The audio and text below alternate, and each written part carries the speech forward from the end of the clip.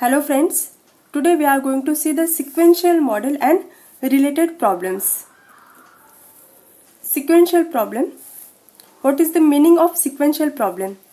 The sequencing problem involves the determination of an optimal order or sequence of performing a series of jobs by a number of facilities.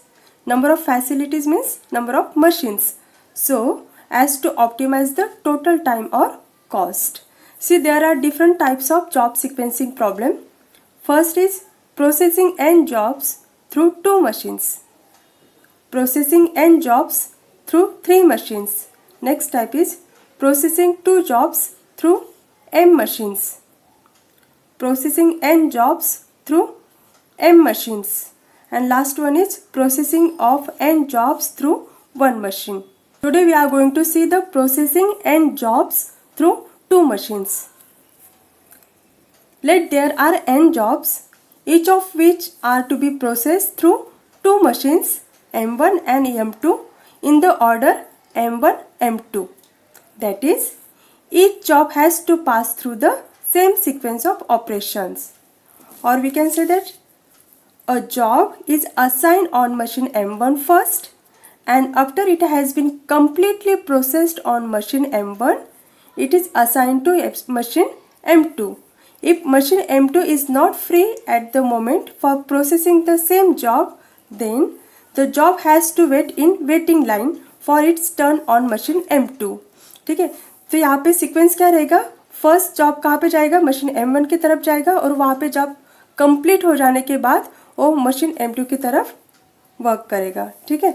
Since the passing is not allowed, machine M1 will remain busy in processing all the n jobs one by one, while machine M2 may remains idle time of the second machine. इसका meaning क्या होगा कि जितने भी jobs रहेंगे वो continuously work करेंगे on machine M1. वहाँ पे आइडल टाइम नहीं रहेगा, लेकिन मशीन M2 जो है वहाँ पे जब तक फर्स्ट जॉब का जो भी वर्क है वो मशीन M1 पे कंप्लीट नहीं हो जाता तब तक वो मशीन M2 पे वर्क नहीं करेगा, क्योंकि यहाँ पे सीक्वेंस कैसे रहेगा? पहले वो M1 पे कंप्लीट होगा तभी जाके वो M2 मशीन की तरफ आएगा. ठीक है, तो चलिए अभी एग्जाम्पल देखते हैं हम processing n jobs through 2 machines. चलिए एग्जाम्पल देखते हैं processing n jobs through 2 machines. Example देखिए क्या है. There are 9 jobs each of which has to go through the machine A and B in the order AB. पहले कहाँ पे work करेगा? मशीन A पे, देन मशीन B पे. Processing time in hours are given as, देखिए total number of jobs कितने हैं? 1 to 9. और यहाँ पे मशीन A पे लगने वाला प्रोसेसिंग टाइम दिया है और यहाँ पे मशीन B पे लगने वाला प्रोसेसिंग टाइम इन आवर्स दिया है. ठीक है, तो हमें यहाँ पे क्या फाइंड आउट करना है? Determine a sequence of the jobs that will minimize the total elapsed time. Also find the idle time for machine A and B. ठीक है, तो यहाँ पे क्या है? जॉब्स है. मशीन 1 पे लगने वाला टाइम दिया है, जैसे कि फॉर एग्जांपल जॉब 1 है, मशीन A पे उसको कितना टाइम लगेगा? 5 आवर्स. और मशीन B पे वर्क करने के लिए कितना टाइम लगेगा? यहाँ पे 6 आवर्स.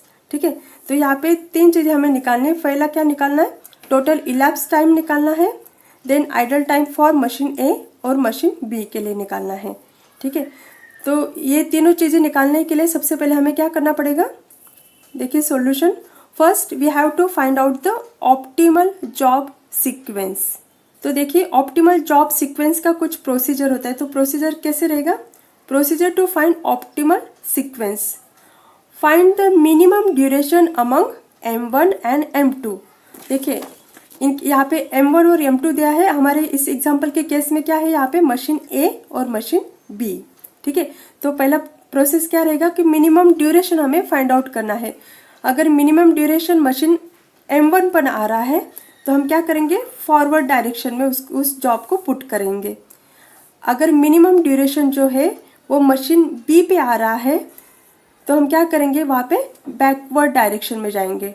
उस जॉब को कहाँ पुट करेंगे? बैकवर्ड डायरेक्शन में. ठीक है, forward direction applicable only for machine A and backward direction applicable only for machine B. ठीक है, तो यहाँ पे देखिए जब हम जॉब्स का ऑप्टिमल सीक्वेंस फाइंड आउट करेंगे। तो यहाँ पे अलग अलग 3 केसेस हो सकते हैं टाई की। तो पहला केस देखिए, ये मैं एग्जांपल में अच्छे से एक्सप्लेन करूँगी आपको, अभी फिलहाल के लिए मैं आपको रीड आउट करके दिखाती हूँ। देखिए, इन केस ऑफ टाई, अगर मशीन M1 पे टाई की केस आ रही है तो क्या करना है, check the opposite minimum value of M2 and then assign the particular job first in the forward direction and then assign the next job. Second case क्या है, M1 and M2 when the minimum value occurs in M1 and M2, अगर दोनों machine पे minimum value हमें मिल रही है तो उस केस में हम क्या करेंगे, for the same job it indicates that it will have alternative optimal sequence. और नेक्स्ट टाई की केस क्या हो सकती है, मशीन M2 पे आ सकते हैं टाई होने की केस। तो यहाँ उस केस में हम क्या करेंगे, check the opposite minimum value of M1 and then assign the particular job first in the backward direction and then assign the next job. तो मैं जैसे कि मैंने बोला, जब मशीन M2 का कंसिडर करेंगे तो वहाँ पे क्या करेंगे, हम बैकवर्ड डायरेक्शन को कंसिडर करेंगे। और जब मशीन M1 पे वैल्यू आ रही है मिनिमम वैल्यू, तो क्या करेंगे, हम फॉरवर्ड डायरेक्शन कंसिडर करेंगे। ठीक है, तो ये जो 3 अलग अलग केसेस है, M1 की तरफ आने वाला, M1 और M2 और मशीन M2, ये तीनों अलग अलग टाई के केसेस है। तो ये केसेस हम इस एग्जांपल में देखने वाले हैं। ठीक है, तो चलिए अभी एग्जांपल देखते हैं अपना। अभी देखिए, अपना जो एग्जांपल है उसमें सब मिनिमम वैल्यू सबसे पहले हमें फाइंड आउट करनी है। तो देखिए यहाँ पे मिनिमम वैल्यू क्या है, यहाँ पे देखिए मिनिमम वैल्यू क्या आ रही है, 1 आ रही है। और मिनिमम वैल्यू कहाँ पे है, मशीन B पे, यानी कि कौन सा जॉब है वो, जॉब 7। जॉब 7 में मिनिमम वैल्यू मिल रही है मशीन B पर। तो सबसे पहले हम क्या करेंगे, जॉब 7 पुट करेंगे। कौन से डायरेक्शन में पुट करेंगे, हम बैकवर्ड डायरेक्शन में, क्योंकि वैल्यू कहाँ पे मिल रही है हमें, मशीन B की तरफ मिल रही है। देखिए मिनिमम वैल्यू है 1, जॉब है 7 और कहाँ पे मिल रहा है, मशीन B। तो जॉब 7 कहाँ पे पुट करेंगे, बैकवर्ड डायरेक्शन में। ठीक है, अभी देखिए नेक्स्ट मिनिमम वैल्यू क्या है, यहाँ पे देखिए 3 है। और देखिए यहाँ पे मिनिमम वैल्यू क्या है, 3। तो देखिए यहाँ पे मिनिमम वैल्यू क्या मिल रही है, 3, लेकिन 2 अलग अलग जॉब्स पे हमें मिनिमम वैल्यू मिल रही है। यहाँ पे जॉब नंबर 2 है और यहाँ पे जॉब नंबर 8 है। तो यहाँ पे देखिए, और मशीन डिफरेंट मशीन्स पे मिनिमम वैल्यू मिल रही है हमें। यहाँ पे देखिए जॉब नंबर 2 और मशीन A, और यहाँ पे देखिए जॉब नंबर 8 और मशीन B। तो यहाँ पे हम बोल सकते हैं कि यहाँ पे टाई की केस नहीं है, क्योंकि जो मिनिमम वैल्यू मिल रही है हमें वो डिफरेंट प्लेसेस पे, डिफरेंट जॉब्स के लिए और डिफरेंट मशीन्स पे आ रही है। ठीक है, तो इसलिए हम देखिए यहाँ पे क्या करेंगे, इस 3 को अगर हम कंसिडर किए तो मशीन A पे आ रहा है, यानी कि जॉब 2 कहाँ पे लेंगे हम, फॉरवर्ड डायरेक्शन में। तो यहाँ पे आ जाएगा ये 2। और ये जो 3 है जॉब 8 के लिए कौन सी मशीन पे, B पे। तो हम क्या करेंगे, जॉब 8 कहाँ पे आएगा, बैकवर्ड डायरेक्शन में। ठीक है, देखिए सबसे पहले मिनिमम वैल्यू हमें क्या मिली थी, 1। तो यहाँ पे हम क्या करेंगे, इस मिनिमम वैल्यू को यहाँ पे हम इस जॉब को क्या करेंगे, एलिमिनेट करेंगे। ठीक है, नेक्स्ट हमको क्या मिला, जॉब 2। इस जॉब को भी हम क्या करेंगे, यहाँ पे एलिमिनेट करेंगे। नेक्स्ट क्या मिला, जॉब 8। यहाँ पे भी ये वैल्यू हम क्या करेंगे, यहाँ पे एलिमिनेट करेंगे। ठीक है, अभी देखिए नेक्स्ट मिनिमम वैल्यू हमें यहाँ पे क्या मिल रही है, देखिए यहाँ पे 5 है। कौन से जॉब के लिए, जॉब 1 के लिए मिनिमम वैल्यू 5 मिल रही है, कहाँ पे, मशीन A पर। और नेक्स्ट देखिए मिनिमम वैल्यू 5 मिल रही है कहाँ पे, जॉब 9 के लिए और मशीन A पे। तो दोनों भी जो मिनिमम वैल्यूज़ है वो कहाँ पे मिल रही है, मशीन A पर। ठीक है, तो यहाँ पे क्या आ गई, टाई की केस आ गई मशीन A के लिए। तो देखो वहाँ पे प्रोसेस क्या करना था हमें, यहाँ पे देखिए जब टाई की केस होती है दोनों भी जो मिनिमम वैल्यू है कहाँ पे मिल रही है हमें, मशीन M1 यानी कि मशीन A की तरफ। तो वहाँ पे हम क्या करेंगे, check the opposite minimum value of M2 and then assign the particular job first in the forward direction and then assign the next job. ठीक है, तो यहाँ पे देखिए 5 है, यहाँ पे भी वैल्यू 5 है। तो ऑपोजिट डायरेक्शन वाले जो रहेगा वो मिनिमम वैल्यू हमें फाइंड आउट करना है। तो यहाँ पे देखिए मिनिमम वैल्यू 6 है और यहाँ पे वैल्यू क्या है 7। तो सबसे पहले हम क्या कंसिडर करेंगे, जॉब 1 को कंसिडर करेंगे। ठीक है, तो कौन सी डायरेक्शन में लेना है, वो फॉरवर्ड डायरेक्शन में। ठीक है, तो ये आ गया अपना जॉब 1 फर्स्ट। उसके बाद में क्या आएगा, जॉब 9 भी कहाँ पे, ये मिनिमम वैल्यू कहाँ पे आ रही है अपने मशीन ए, तो यहाँ पे भी क्या आ जाएगा, ये जॉब 9 फॉरवर्ड डायरेक्शन में आएगा। ठीक है, अभी यहाँ पे भी हम क्या करेंगे, जॉब 1 को हम कर देंगे एलिमिनेट करेंगे और जॉब 9 को भी हम यहाँ पे एलिमिनेट करेंगे। ठीक है, अभी देखिए कितने जॉब्स बचे, 4 जॉब, जॉब नंबर 3, 4, 5, 6। अभी यहाँ पे देखिए मिनिमम वैल्यू कौन सी मिल रही है हमें, 6 मिल रही है। ठीक है, कौन सी जॉब के लिए, जॉब 5 के लिए मिनिमम वैल्यू मिल रही है 6, लेकिन जो 6 मिनिमम वैल्यू है वो दोनों भी मशीन पे मिल रही है। यानी कि यहाँ पे क्या हो रहा है, टाई की केस हो रही है, क्योंकि मशीन ए पे भी मिनिमम वैल्यू 6 है और मशीन बी पे भी मिनिमम वैल्यू क्या है 6, और कौन सी जॉब के लिए, जॉब 5 के लिए। तो ये यहाँ पे क्या हो रहा है, टाई हो रहा है। तो उस केस में क्या करना था, देखिए M1 and M2, when the minimum value occurs in M1 and M2 for the same job। यहाँ पे कौन सी जॉब के लिए मिल रहा है हमें, job 5। For the same job, it indicates that it will have alternative optimal sequence। ठीक है, तो देखिए हम जॉब 5 जो है वो फॉरवर्ड डायरेक्शन में भी ले सकते हैं और बैकवर्ड डायरेक्शन में भी ले सकते हैं। तो ये अभी तक हमें यहाँ पे ऑप्टिमल जॉब सीक्वेंस कैसे मिला था, पहले जॉब 2, 1, 9 और बैकवर्ड डायरेक्शन में हमें पहले जॉब 7 मिला था, उसके बाद में जॉब 8। लेकिन अभी इस केस में क्या हो रहा है, यहाँ पे टाई होने की वजह से हमें यहाँ पे 2 अल्टरनेटिव सॉल्यूशंस मिल रहे हैं। तो यहाँ पे हम ये जॉब 5 जो है वो हम बैकवर्ड डायरेक्शन में भी ले सकते हैं और फॉरवर्ड डायरेक्शन में भी ले सकते हैं। तो यहाँ पे देखिए हमें 2 अलग अलग सीक्वेंस मिलेंगे। देखिए अगर हम फॉरवर्ड डायरेक्शन में देखते हैं, फॉरवर्ड डायरेक्शन में लेते हैं तो जॉब नंबर 5 कहाँ पे आएगा, यहाँ पे आएगा। और बैकवर्ड डायरेक्शन में भी, क्योंकि बैकवर्ड डायरेक्शन में भी क्यों ले सकते हैं, क्योंकि जो मिनिमम वैल्यू है वो मशीन बी पे भी मिल रहा है हमें, तो हम जॉब 5 को हम बैकवर्ड डायरेक्शन में भी ले सकते हैं। ठीक है, तो देखिए ये अलग अलग 2 अल्टरनेटिव जॉब सीक्वेंस हमें यहाँ पे मिले हैं, क्योंकि यहाँ पे टाई की केस मिली है। अभी जॉब 5 को हम क्या करेंगे, यहाँ पे एलिमिनेट करेंगे। अभी नेक्स्ट देखिए मिनिमम वैल्यू हमें क्या मिल रही है, 10 मिल रही है, लेकिन 10 वैल्यू जो है वो 3 अलग अलग प्लेसेस पे मिल रही है। देखिए यहाँ पे जॉब 3 के लिए भी 10 मिनिमम वैल्यू है, जॉब 4 के लिए भी 10 है और जॉब 6 के लिए भी 10 वैल्यू मिल रही है। ठीक है, और जॉब 6 के लिए अगर आप देखते हो यहाँ पे, तो यहाँ पे टाई की केस नहीं होगी, क्योंकि वहाँ पे जो मिनिमम वैल्यू मिल रही है वो जॉब ए के लिए मिल रही है। तो हम यहाँ पे जॉब 6 को हम लेंगे और जॉब 6 मशीन ए पे मिल रही है, राइट। मिनिमम वैल्यू क्या है 10 for job 6 on machine A. तो जॉब 6 कौन से डायरेक्शन में आएगा, फॉरवर्ड डायरेक्शन में आएगा, क्योंकि मिनिमम वैल्यू कहाँ पे मिल रही है हमें, मशीन ए पर मिल रही है। ठीक है, तो देखिए फॉरवर्ड डायरेक्शन में यहाँ पे हम जॉब 6 लेंगे और यहाँ पे भी जॉब 6 लेंगे। ये दोनों अल्टरनेटिव सॉल्यूशन मिले हमें, तो यहाँ पे भी हम ले सकते हैं और यहाँ पे भी हम ले सकते हैं। ठीक है, अभी जॉब 6 को हम क्या करेंगे, यहाँ पे एलिमिनेट करेंगे। अभी देखिए नेक्स्ट मिनिमम वैल्यू हमें क्या मिल रही है, 10 मिल रही है, और दोनों भी जो मिनिमम वैल्यूज हैं वो कौन से मशीन पे आ रही है, मशीन बी पे आ रही है और डिफरेंट जॉब्स के लिए आ रही है। ठीक है, तो यहाँ पे क्या है, जो मिनिमम वैल्यू है दोनों भी मिनिमम वैल्यू मशीन बी पे आ रही है, तो यहाँ पे क्या हो रहा है, टाई हो रहा है। तो वहाँ पे उस केस में हम क्या करेंगे, देखिए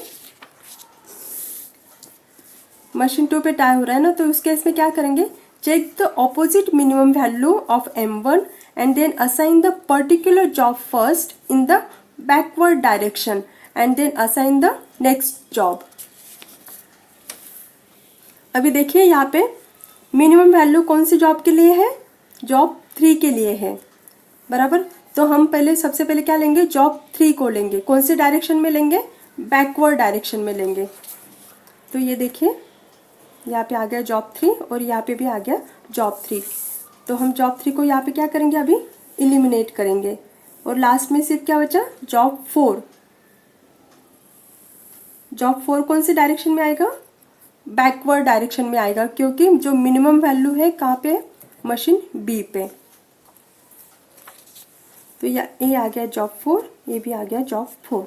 तो देखिए यहाँ पे जो दो अल्टरनेटिव सॉल्यूशन मिले हैं, आइदर हम ये जॉब सीक्वेंस ले सकते हैं या फिर ये, दोनों में से कौन सा भी अगर हम लेते हैं तो भी हमें सेम सॉल्यूशन इसका मिलेगा। तो हम दोनों में से एक ही कंसिडर करेंगे यहाँ पे, ठीक है। तो देखिए यहाँ पे हमें दो अल्टरनेटिव जॉब सीक्वेंस मिल रहे हैं, तो दोनों में से कौन सा भी हम एक कंसिडर करेंगे, ठीक है। तो चलिए हम पहला वाला कंसिडर कर लेते हैं। तो जॉब सीक्वेंस हमें कैसे मिला है, 2 1 9 5 6 4 3 8 6। नेक्स्ट स्टेप क्या रहेगा अपना, computation of total elapse time and idle time for machine A and machine B. अभी हमें क्या निकालना है, टोटल इलैप्स टाइम निकालना है और आइडल टाइम निकालना है मशीन ए और मशीन बी के लिए, ठीक है। तो देखिए यहाँ पे मैंने टेबल निकाला है। यहाँ पे जो अपना ऑप्टिमल जॉब सीक्वेंस है, जो सीक्वेंस है जॉब्स का, वो यहाँ पे लिख के लिया है। देखिए पहले जॉब क्या है, 2 1 9 5 2 1 9 5 6 4 3 8 7 6 4 3 8 7, ठीक है। तो देखिए यहाँ पे हमें मशीन ए के लिए टाइम इन, उसका प्रोसेसिंग टाइम, डी क्या दिखा रहा है, प्रोसेसिंग टाइम, और टाइम आउट। और सेम तरीके से हमें निकालना है मशीन बी के लिए, टाइम इन निकालना है और टाइम आउट निकालना है। वहाँ पे भी डी क्या रिप्रेजेंट करता है, processing time on machine B. और यहाँ पे हम क्या निकालेंगे, idle time for machine B. तो देखिए सबसे पहले हमने क्या किया, यहाँ पे जॉब जो ऑप्टिमल जॉब सीक्वेंस था उसके अकॉर्डिंग पूरे 9 जॉब्स हमने यहाँ पे लिख के लिए हैं, ठीक है। अभी ड्यूरेशन हमें देखना है। यहाँ पे देखिए जॉब 2 के लिए देखिए मशीन ए पे ड्यूरेशन, उसका प्रोसेसिंग टाइम कितना था, 3, और मशीन बी पे 8।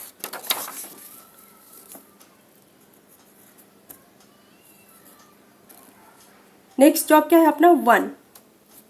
जॉब 1 के लिए क्या है, मशीन ए पे 5, मशीन बी पे उसका प्रोसेसिंग टाइम कितना है, 6, 5 6, यहाँ पे आ जाएगा 5, यहाँ पे आ जाएगा 6। नेक्स्ट जॉब क्या है 9। Processing time on machine A कितना है, 5, और processing time on machine B कितना है, 7, 5 7, 5 7। नेक्स्ट जॉब क्या है 5 6 6 6 6। नेक्स्ट क्या है जॉब नंबर 6, उसका processing time on machine A कितना, 10, ऑन मशीन बी कितना, 12, 10 12 10 12। जॉब 4 15 10 15 10।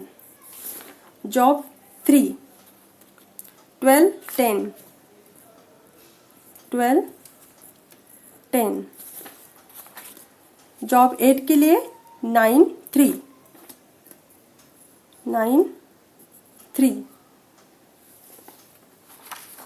और लास्ट जॉब कौन सा अपना, जॉब 7। जॉब 7 के लिए देखिए 11 1, यहाँ पे आ जाएगा 11 और यहाँ पे आ जाएगा ये 1, ठीक है। तो यहाँ पे हमने लिख लिया मशीन ए के लिए उसका ड्यूरेशन ऑन मशीन ए हर एक जॉब के लिए, और हर एक जॉब के लिए मशीन बी पे जो भी प्रोसेसिंग टाइम है वो यहाँ पे लिखा है, ठीक है।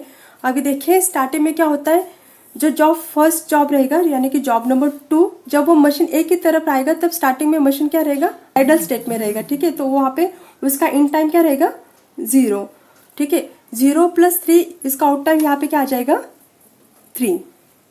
अभी देखिए जॉब 1 के लिए कब स्टार्ट होगा,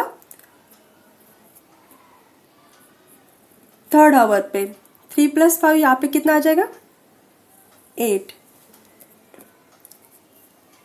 और देखिए 9th जॉब मशीन ए पे कब स्टार्ट होगा, 8th आवर पे स्टार्ट होगा, ठीक है। 8 + 5 कितना आ गया, ये 13। 5th जॉब कब स्टार्ट होगा? 13th आवर पे, ठीक है। यानी कि देखिए जब तक प्रीवियस जॉब कंप्लीट नहीं हो जाता मशीन ए पर तब तक नेक्स्ट जॉब स्टार्ट नहीं होगा, ठीक है। यानी कि करंट जॉब का इन टाइम क्या रहेगा? प्रीवियस जॉब का आउट टाइम, ठीक है। तो यहाँ पे देखिए 13 आ गया, 13 + 6 कितना होगा? 19, ठीक है। तो इस तरीके से हमें यहाँ पे कैलकुलेशन करना है। यहाँ पे आ जाएगा 19, 19 + 10 29, यहाँ पे आ जाएगा 29, 29 + 15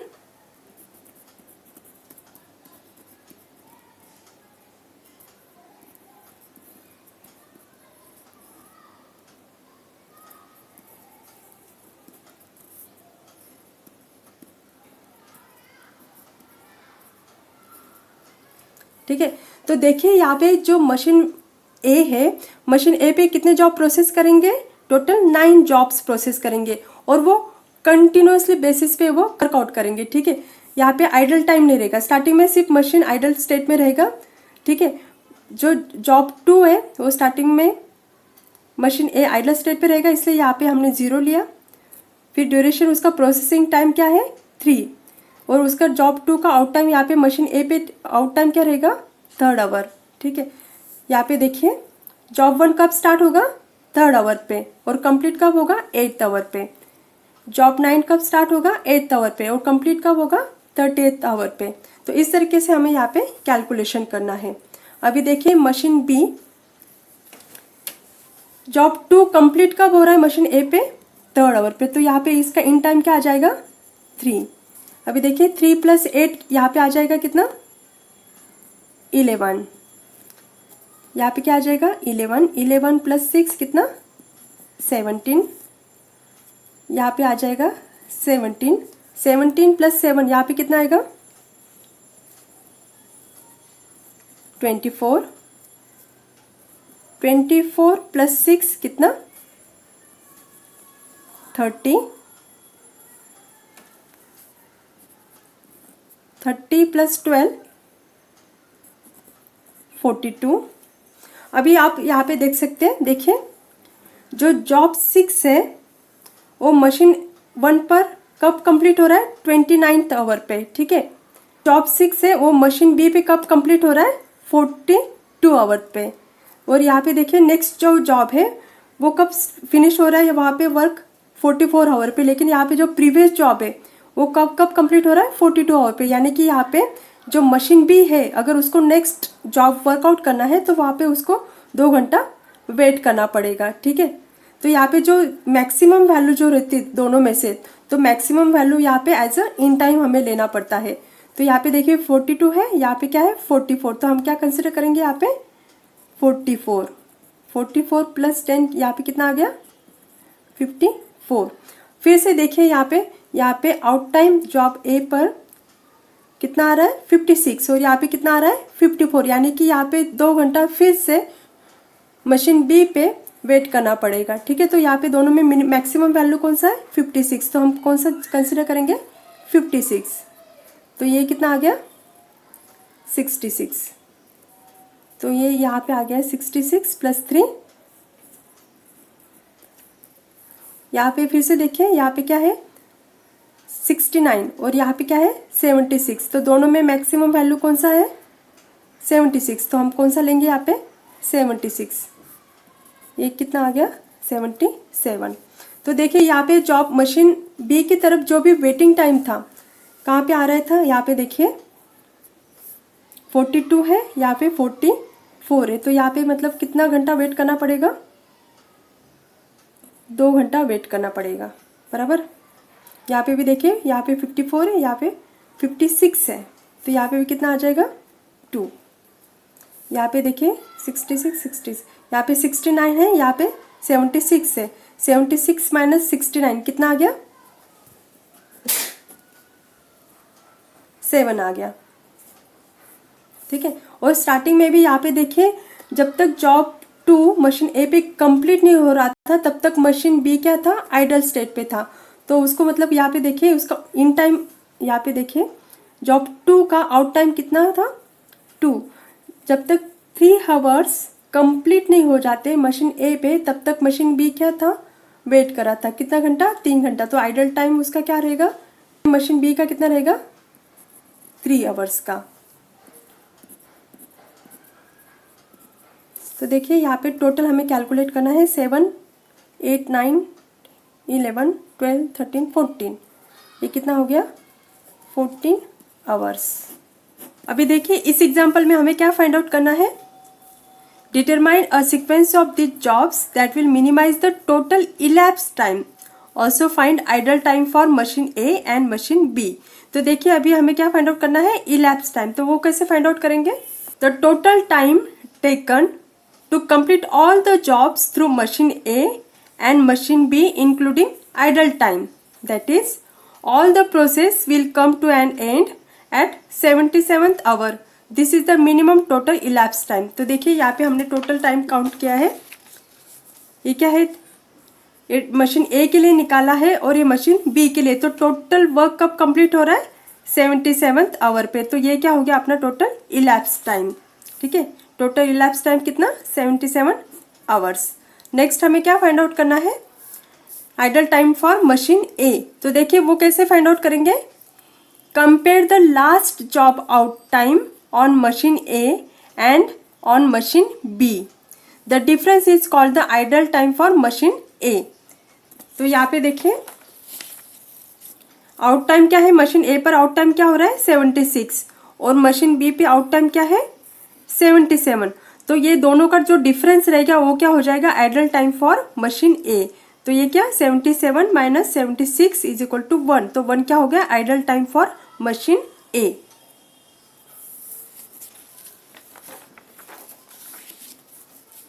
देखिए यहाँ पे idle time for machine A is equal to 77 minus 76 is equal to 1 hour. अभी क्या निकालना है नेक्स्ट हमें, idle time for machine B. तो उसका प्रोसेस क्या रहेगा, machine B start process at 3rd hour till such time machine B is in idle state.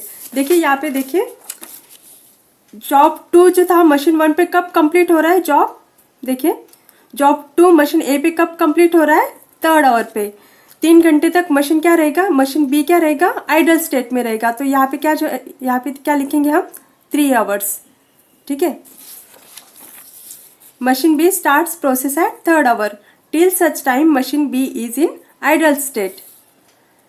For next idle time, we need to compare in time of current job and out time of previous job on machine B. If there is any difference, that is the idle time. अभी देखिए यहाँ पे क्या करना है हमें, in time of current job और out time of previous job. अगर वहाँ पे कुछ डिफरेंस रहा तो वो क्या हो जाएगा, idle time for machine B. तो यहाँ पे देखिए क्या है, करंट जॉब क्या है, करंट जॉब का इन टाइम 11, यहाँ पे क्या है 11, देयर इज नो डिफरेंस। यहाँ पे देखिए 17, 17 नो डिफरेंस, 24 है 24 है नो डिफरेंस, 30, 30 नो डिफरेंस। यहाँ पे आप देख सकते हो यहाँ पे क्या है, करंट जॉब का इन टाइम क्या है 44 और प्रीवियस जॉब का आउट टाइम क्या है 42। 44 माइनस 42 कितना हो गया, 2। यहाँ पे देखिए करंट जॉब का इन टाइम क्या है 56 और प्रीवियस जॉब का आउट टाइम क्या है 54। तो दोनों का डिफरेंस क्या हो जाएगा, 2। यहाँ पे लिखा 2। और यहाँ पे भी देखिए करंट जॉब का इन टाइम क्या है 76 और प्रीवियस जॉब का आउट टाइम क्या है 69। तो 76 माइनस 69 कितना हो गया, 7। तो देखिए ये जो टोटल टाइम जो है उसका अगर एडिशन करते हो तो वो क्या हो जाएगा, idle time for machine B. तो यहाँ पे देखिए 3 + 2 + 2 + 7 कितना हो गया, 14।